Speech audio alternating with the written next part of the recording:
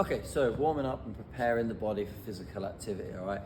I tend to use the ramp protocol. I find this the simplest way to process and program my warm-ups and to make sure I'm hitting all the correct elements of that warm-up. Okay, so that stands for R is raising the blood flow, raising the body temperature, raising the heart rate. We're then gonna activate key muscles that we're gonna need for our training.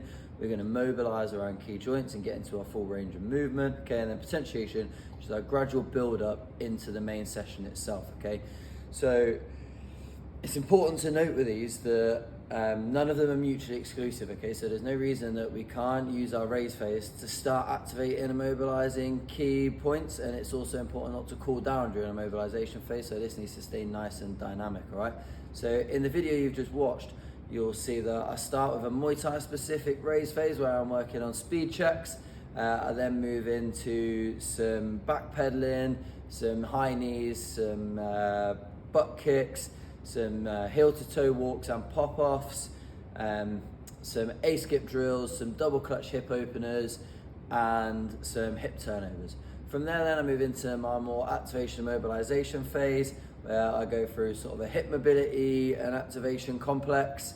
I moved into some cook hip lifts, some bridged hip openers, and then into some kettlebell activation mobilization as well that you can see in there.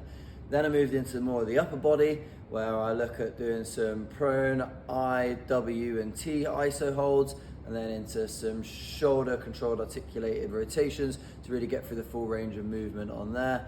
Okay, and then I also moved into some thoracic mobility, okay, using a foam roller and turning through the thoracic spine.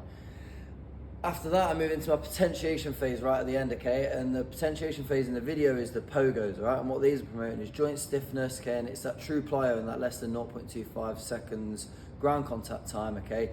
Working through joint stiffness and yeah, really waking up that central nervous system. Because from there, I went into some slow plyo drills, and I'll get into slow and true plyo in a later video.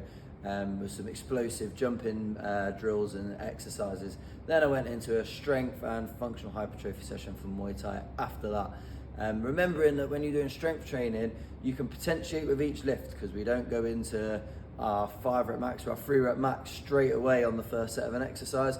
We start at sort of our 70-75% and we gradually build. So we're getting plenty of potentiation on each movement. Hope this helps, hope you can implement this in your own training. Keep following ADW training systems, and I look forward to working with any Muay Thai athletes in the future.